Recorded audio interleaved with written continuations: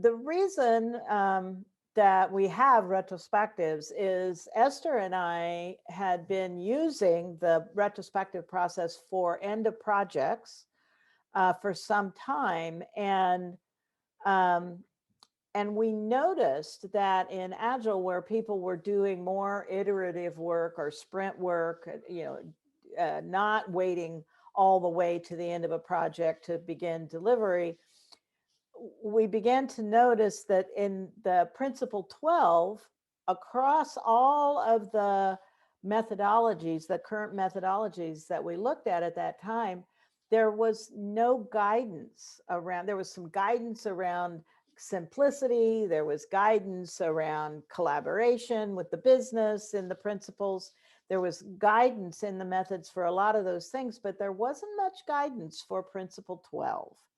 And we both had been working in that area, and so we thought that was a thing we could contribute to the broader Agile community. We started doing workshops at conferences, and it became clear that it would be a good idea to write a book about it and kind of bring a lot of what we knew about this together.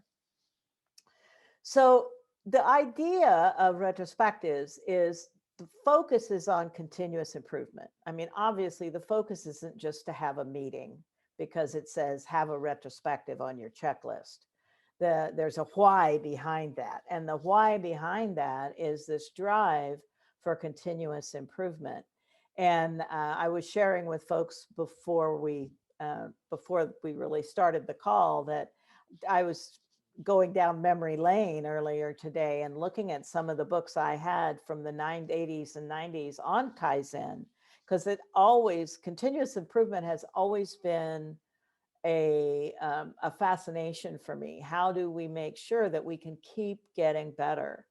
And so from the American Society of Quality, they define continuous improvement as an ongoing effort, incremental improvement, small steps, or really those breakthrough opportunities that come once in a while, but being alert and aware for those.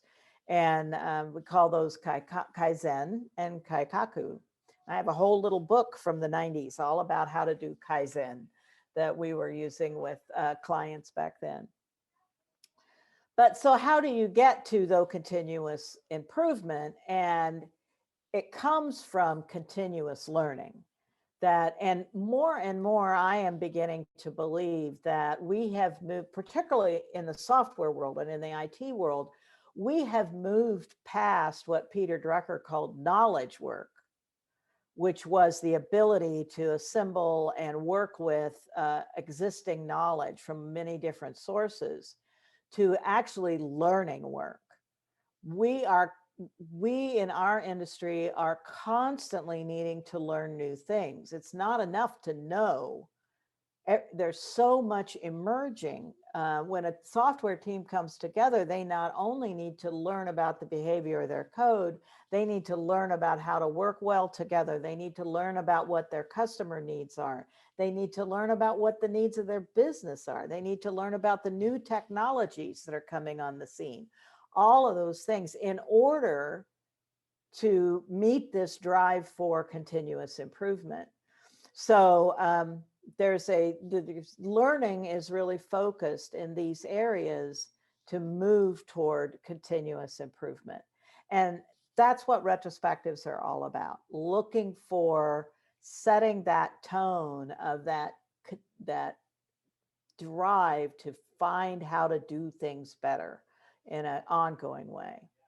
So when Esther and I created the retrospectives books, we said, well, we need a definition for retrospectives. And the one that we came up with is, it's a focused examination that we're doing right now. And together as a group, we are going to learn from the past. We're going to look at what happened, do some discovery, do some exploration, so that we all have the big picture of what has happened, maybe over our last sprint, or maybe over our last release, or maybe over our last year, in order to influence and adapt future teamwork methods, processes, and practices. So improve for the future. So why do we want to do these? I mean, what's the point? Well, when we've talked to people in organizations about, why would you devote time to this? Why would we spend time on these meetings that are called retrospectives? What we discover is that in organizations where they take this seriously, where they really look for the benefit and they make sure that that's supported for their teams and other groups that do retrospectives, they learn that it increases their productivity, it increases their capacity to get work done. Through knowledge transfer of people just talking to each other, it builds capability in the team. So if we're looking to have more T-shaped people or pie-shaped people, as Ward Cunningham says, or W-shaped people, there's a lot of that out there. Those generalizing specialists, retrospectives support that capability building across the group. Also improves the quality of our products and services. If we stop and think about what is our customers really need, what's going to bring them the most value, and the retrospectives are always an opportunity to really stop and reflect on that. It builds everyone's collaboration skills. I was at a conference a number of years ago where they had a speaker meeting. They did a speaker dinner the night before the conference was about to start. And so we were all networking, and a young man came up to me and he said, I was in your workshop on retrospectives last year at some other conference. And he said, and so I've been doing retrospectives in my work. And he says, and I figured out the secret. And I didn't know there was a secret. So I was like really interested. So I said, well, so what is the secret to retrospectives? What did you find? And he said, if you can do retrospectives well, all of your other meetings and your teamwork goes better as well. So it helps to build the collaboration skills in the team. Also helps to bring psychological safety, which has become a really new hot topic in the Agile world. The idea that people need to feel safe enough to suggest new ideas, to say when things are going wrong or when they perceive that we're building a bug or whatever it might be, that's so important. And if you've been used to talking about those things all along in regular retrospectives, it does help to build that kind of psychological safety in organizations. And if you're doing retrospectives across your enterprise, it builds those cross-organizational relationships as well. Or when we include, say, a customer or the support team or something in a team retrospective, and we begin to see things from their point of view and they see things from ours, we start building those cross-organizational relationships. So it's a very powerful tool, a very powerful technique to use to create organizations where there is less blame, less time spent on wasted time spent on making sure that we're not the people who get blamed. We used to call that CYA behaviors. We can have fewer of those and more actual focused on continuous improvement and on building our product and on our performance and productivity. So when we're talking about the enterprise, what we need to understand is that there's not just one kind of retrospective, that the iteration or sprint or cadence retrospective that sometimes Kanban teams will do, that's the one we think about the most. But there are actually a lot of times, different times that people are finding benefit from doing retrospectives. There are ensemble programming teams, sometimes called mob programming, who will do a short retrospective after every Pomodoro. They will quickly say, oh, we've worked together for 25 minutes. What did we notice happened in that 25 minutes? Is there anything we think we might want to change in the next Pomodoro?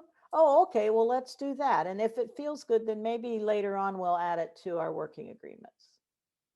Right. And then they go on. I mean, it's very, very short, but they go through, as you'll see, all the parts of what makes a really powerful retrospective.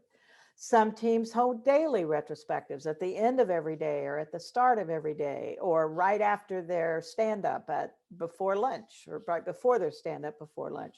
Just a very short check in on how are things going? Has anything happened that we want to stop and reflect on? What does that tell us about what we might want to do about that? And what do we want to choose to actually change and make a difference? And then sometimes when teams start thrashing or when they've worked together for a while and maybe only doing very short retrospectives, sometimes it's good to step back and do a retrospective that's a kind of an overview. How have things been going this past quarter? Or gosh, we seem to be, in the weeds a lot lately. Maybe we need a reset. Let's stop and look at what's causing that and how we could reset our process or our teamwork.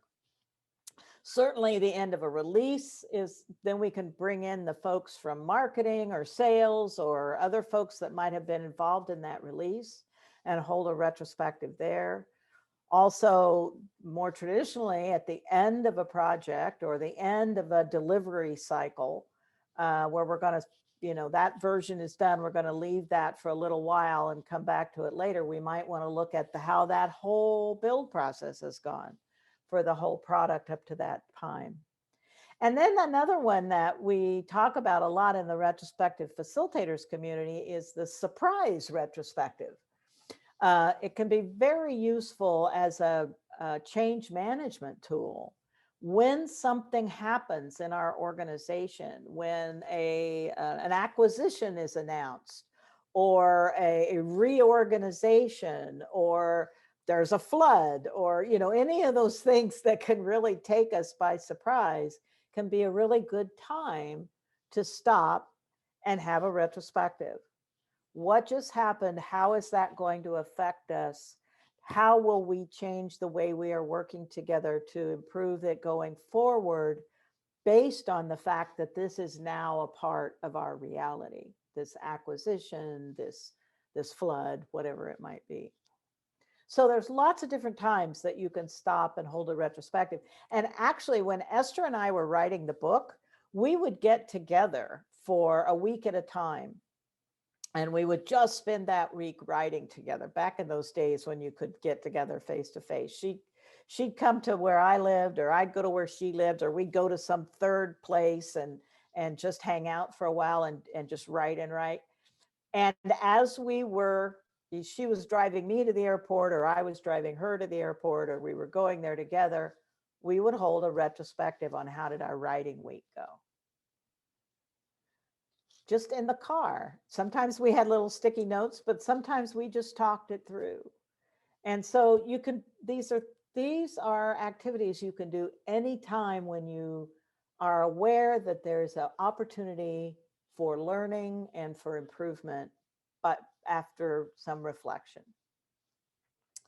So some books that I think speak more to enterprise retrospectives. Our book, our Agile Retrospectives, is good and foundational, and it really is focused on doing retrospectives with the teams. So there are some additional books that look more across the enterprise kind of Kaizen or events or retrospectives. Certainly, Glenda O. Yang and Royce Holliday's Adaptive Action is really talks about using a very similar cycle, we'll look at it in a moment, to the retrospective framework about anything that might be encountered by leaders or anyone else in the organization. Jutta Eckstein, who is one of our dearest Agile founders that from Europe, has written a book called Retrospectives for Organizational Change. It really is a great change tool more broadly than just as part of the team. Norm Kurth's book, Project Retrospectives, Handbook for Team Reviews, he was Esther's and my mentor.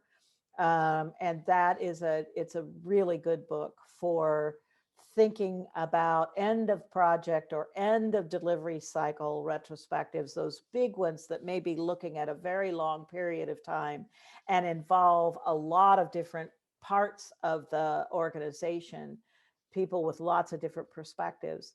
And then finally, Jesper Boog has written Level Up with the Toyota Kata. And this is, again, across the organization, looking at the improvement kata, which is, the first cousin to retrospectives, and how that systemic improvement can be accomplished. So I encourage you to check those out. So what are we doing when we're in a retrospective? What are we taking the group through? And this, as you can tell, this photo is a picture of a number of different working groups that were all moving toward the same direction. And so we held a very large retrospective to incorporate all of their work. And the idea is that what we want to do is we want to spend some time reflecting on where we've been and identifying what we can learn from that. And then thinking about it, analyzing it, giving it some real thought about, so what are the implications of that? Then making some decisions about what are the implications we want to take action on, moving into action and doing all of those things together so that we are aligned and moving forward in a group. So we're, as people who are facilitating retrospectives, we want to be able to take people through that process of reflecting, learning, thinking, deciding, moving to action, and doing that in the most collaborative way possible. So what Esther and I did was we created a framework that for people who weren't professional facilitators to understand how they could make that happen with their team or their group. And so we've got the iteration is happening here, the work cycle is happening, and then we pause and we go through the retrospective cycle, set the stage, gather data, generate insights, decide what to do, and close the retrospective. And this allows us to inspect and adapt and keep that continuous learning going. So recently I wrote from the Agile Fluency point of view, which is of course one of my other loves, I wrote a series of blog posts that you can find in our blog and on our website, which is agilefluency.org, about how do retrospectives change depending on what zone of fluency do we need our teams to be in. So focusing zone teams or delivering zone teams or optimizing zone teams are going to be wrestling with different issues and different topics in their retrospectives. There's not a one-size-fits-all retrospective for every team everywhere, in spite of what the people who might have said, well, it's only 3 questions, have told you. It's one of my pet peeves. So there's some links to, you can go and find out some more information about that. So let's just go through this framework. When we look at so set the stage and close the retrospectives, those are the bookends. Those are the facilitation bookends that help people get started in a retrospective. And gather data, generate insights, and decide what to do is really the heart of the work that we are doing together. Set the stage helps us get ready to do the work, and close the retrospectives allows us to move on to whatever is coming next in our work lives. This gather data, generate insights, and decide what to do is reflected in something called adaptive action. So that book that I mentioned before, the Adaptive Action book from the Human Systems Dynamics Institute, comes at this from the point of view of complex adaptive systems. And they're saying that we actually need that same cycle whenever we are in a place of complexity around our work, and we have a system that is our work, or that we are working in a system, a complex adaptive system like a team, to do the work. So again, rapid cycles of data collection, meaning making, trying things out, and repeating it. So it's a very similar model, and it also, and there's a lot more depth around using it in change and times of uncertainty in this book from the Human Systems Dynamics Institute, which was one of the more powerful learning programs that I have been through. So I always recommend that to folks if you're interested in complex systems and complex adaptive systems and teams and organizations. It's a really good place to go check out. And the reason why it's such a powerful in times of change and uncertainty is that learning and change are inextricably connected. So when we decide what we want to learn, we have already accepted that we are going to change.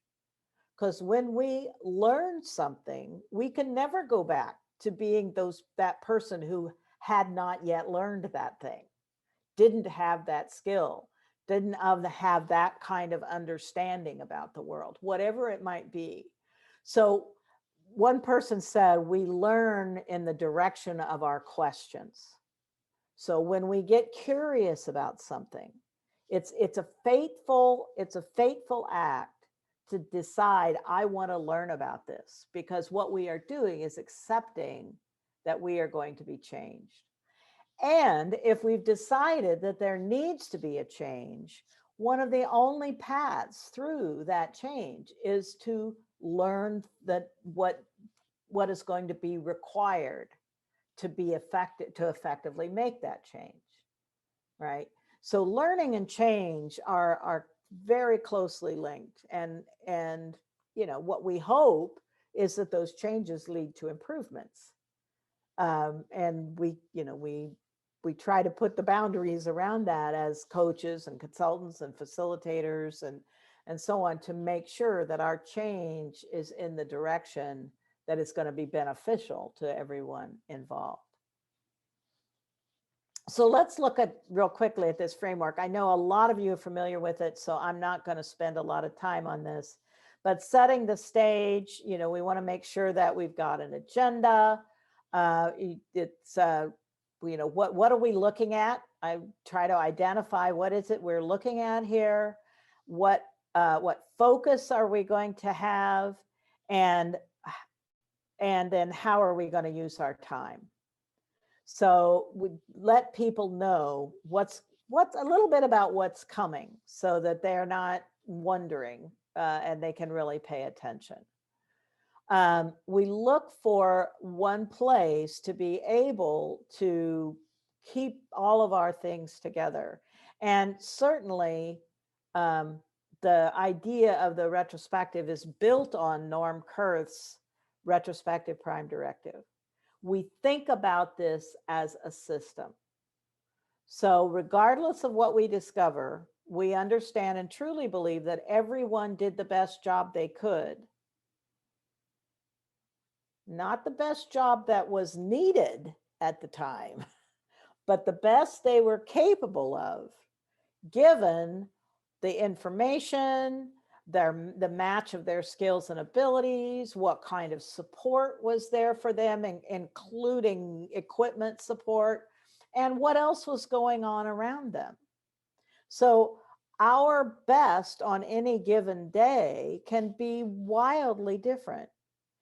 And things like information and match of skills and abilities and resources available come to us from the larger organization.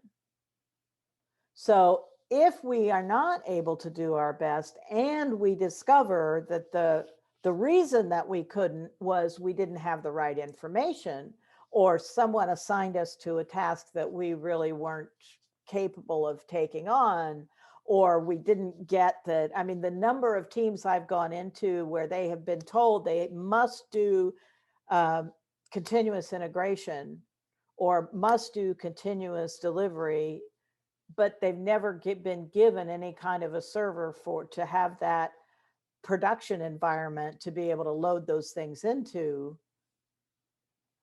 right? And so how can they possibly do some independent standard of best when they're not being given the things that they need to do the job? So those are systems issues. Those aren't individual failure issues. Those are system challenges and system problems and system impediments that we need to be looking at and moving through. And a retrospective takes that point of view. This is not about blaming each other. This is about figuring out what's broken in our system so that we can learn about it and improve it. So the next, and very often many people will start every retrospective with just a reminder of that retrospective prime directive to set the tone. Then gathering data, we look at different tools for gathering data. I've got some examples here of, in real life tools, but then also we can use things like a Miro or a Mural and those things to support our retrospectives. And I bet many of you are already doing a lot of that. When we have a lot of people in a room doing a retrospective together, you will notice that back here on this whiteboard, there are a lot of sticky notes. And this timeline was layered. You'll notice that there are several different colors in kind of swim lanes here. Each of those was the timeline for one of these table groups of people. We gave them a big sheet of paper and they did their own timeline, which you could do that on Mural, give them their own section to do their timeline on. And then we stacked them so that they could begin to look across all the timelines for different things that were happening until everyone in the room had a pretty good idea of the totality of what they were thinking about, what they were looking at. I believe this was like a release of a major product. And so they all had some contribution to that. And we wanted to see what different things happened and how it affected the contributions of other groups. And we did a couple of other things with it. We actually took some string and made some connections between different things. And you can do a lot of those kinds of things virtually as well with the tools that we have. Once we have a timeline, I like to use these pattern spotter questions. It's also from the HSD Institute. We'll stand back and say, in general, what do we see here? Where are the exceptions to those generalities? What are the contradictions? I saw this was going on, but on this other team, they seem to be doing this. And what was up with that? And where were the things that we didn't expect to see at all? And what were we surprised by? And what kinds of things are still puzzling us? What are we still mystified by, even after seeing this picture that's been created by all of us? What still don't we know? Which sets up our opportunity to begin to generate insights, right? So then we move into generating insights. I like circles and soup. A lot of people use this. You can use it in real life, or there are many, many online tools. Conteneo has one, or I guess they're called Weave now. Gamestorming has one. There are lots of these tools out there that help us think about what are the steps that this particular group that we have together here has control over and actually can take action on. And then what are the different kinds of actions that they need to take? Is this a direct action? Is it a persuading action? Is it a responding action? A lot of the liberating structures tools and technique can be very, very helpful when we are in this generating insights phase. And then after we've had some time to reflect and interpret at the results and get some insight, what are the implications, then we can move on to an actual decision about what does that tell us about what we want to do? What are a couple of small things that we could try if we're a team? What are a couple of major initiatives we might want to embark on if we're a leadership in a whole organization that will help to move us in a direction of improvement? So again, liberating structures can work there. I've made one of these on a Miro board too. This EIEIC, ideas for action. How much effort are each of those ideas going to take? Which ones of those ideas will have the greatest impact for us?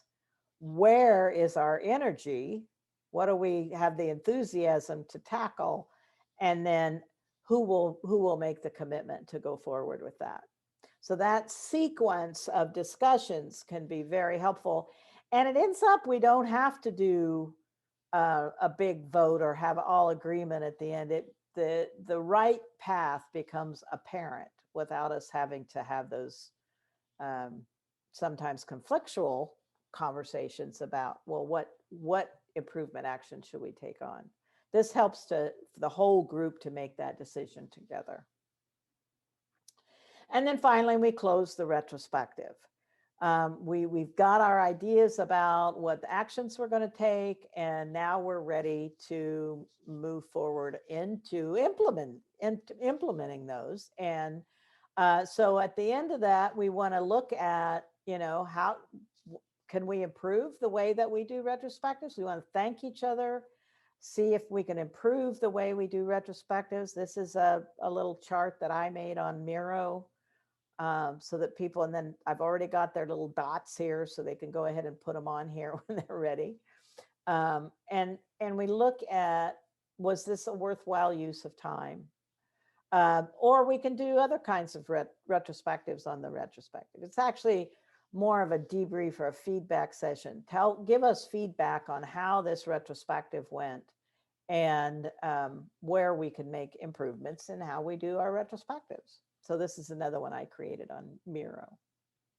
And then we move into, taking those plans, those action plans, and we begin to really move it through and test our hypothesis, run experiments, get clear on our intentions and share them with others before we're building, as we are building and delivering. So that's the kind of the overall framework. I know I went through those pretty fast, but a lot of you are already very familiar with that.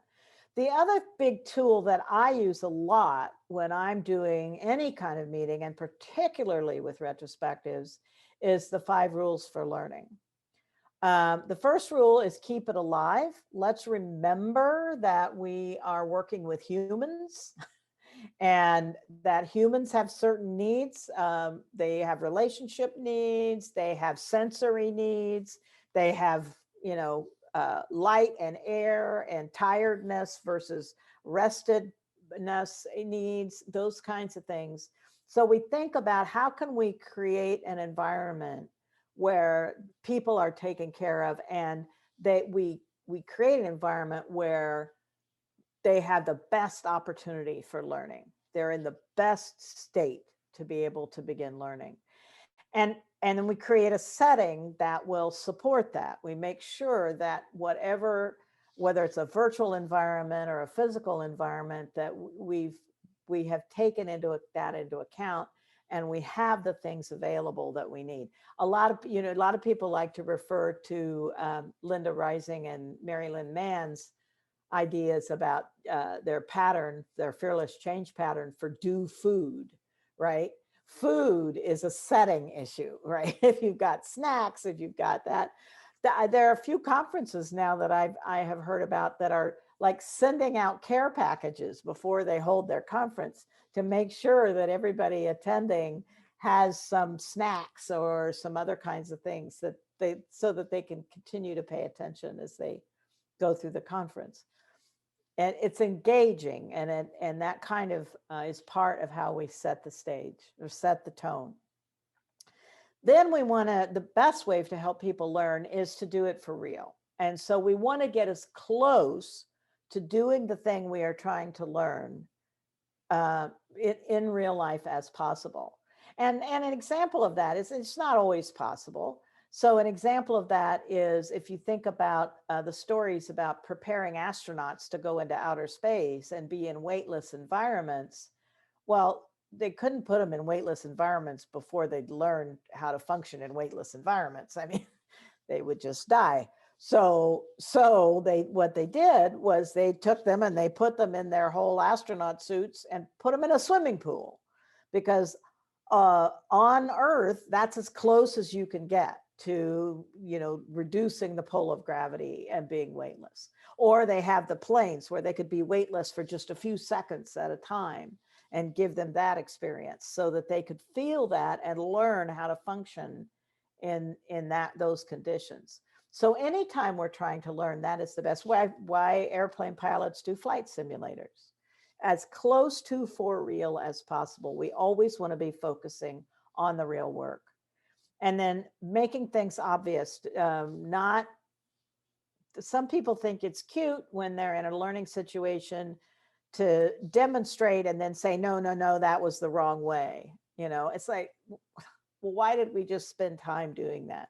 Always stay clear about what you're trying to learn and move clearly in that direction right from the beginning. And it's just one of the reasons we have a focus to our retrospectives. This is what this retrospective is going to be about. We're not going to talk about all the other things, but we're going to stay focused here. We're going to be obvious about what we're talking about. And then focus on flow has to do with, what is the flow? Are people being led through their learning in such a way that it's easily consumable and integratable, and that they can then build on it with the next piece? So I love that this is 5. Willem and I made it 5 because I think this is the handiest, no pun intended, mnemonic device we have. I can always remember the 5 rules because I know that I can count them off on the fingers of one hand, right? So keep it alive, setting first, do it for real, start obvious, stay obvious, and focus on flow. And so I can be in any learning situation and look around and say, am I keeping it alive? Is this a good setting for this learning? Are we actually working on things that are real to us and relevant to us? Is the message clear? And so on.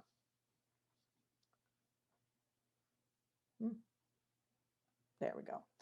And so what goes along with these 5 rules for learning are some questions.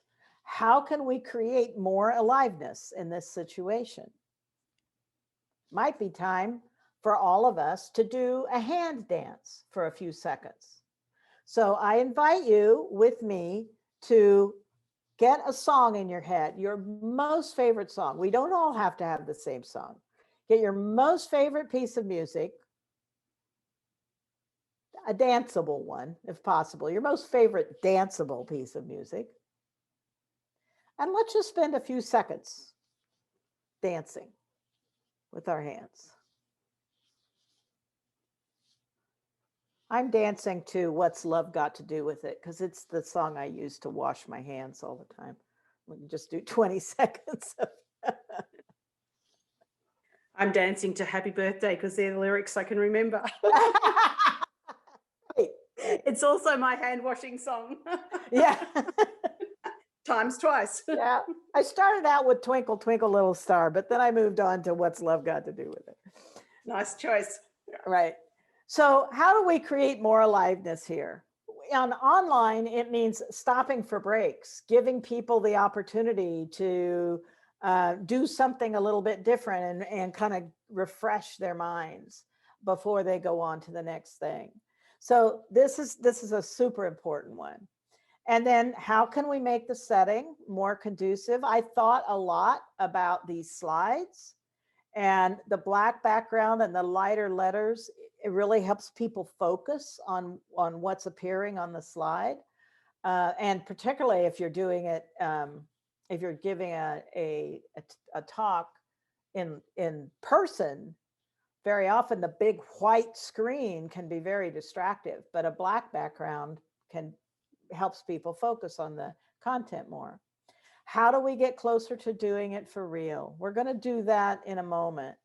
How do we make the learning more obvious? And how can we size and sequence the learning for a better flow? So those are the questions that go along with my 5 rules on my fingers. Come on. There. Oop, back. Let's go back.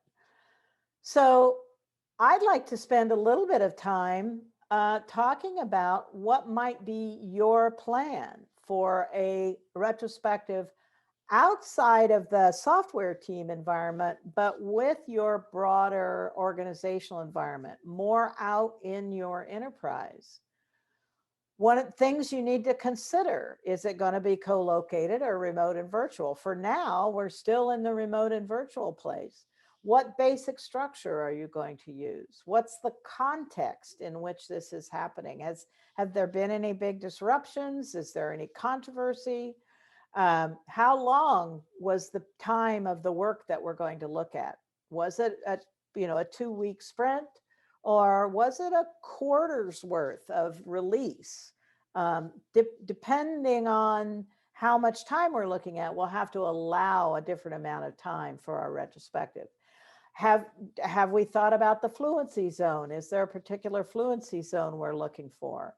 How big is the group that we need to lead through this retrospective?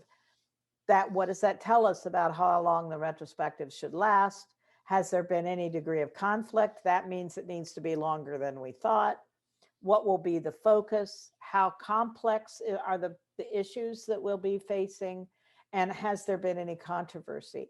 All of these things, the length of the relevant work, the size of the group, the degree of conflict, depth of controversy, and complexity all have an impact on the duration.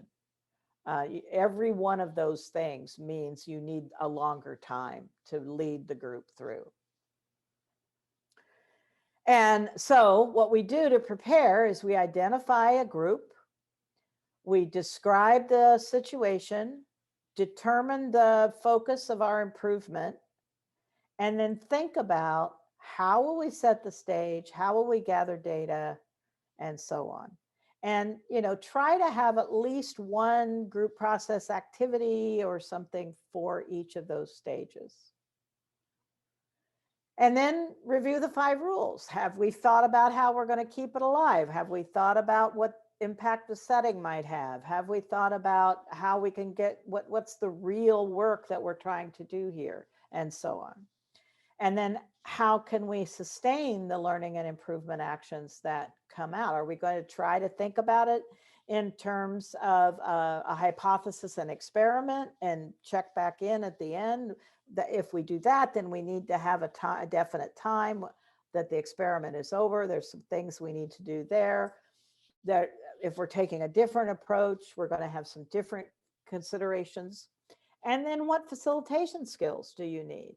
And do you have the people? In a virtual environment, very often now, we need not only somebody who's designing the retrospective and then maybe possibly facilitating it, but we may also need a producer who can help us with breakout groups and other kinds of